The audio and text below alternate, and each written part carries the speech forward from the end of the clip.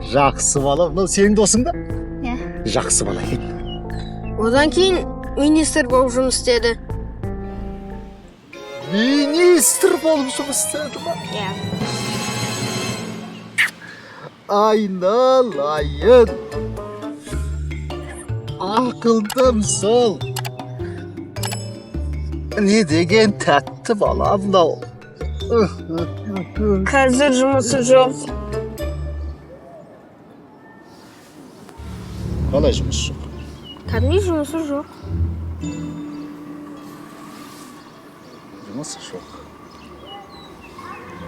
Ай, сені шешең іздеп жатыр екен. Неғып отырсың? Жүр кеттік. Не ғой, жұмысы жоқ болғанда, өзінде өзі бастық, жеке бизнесмен.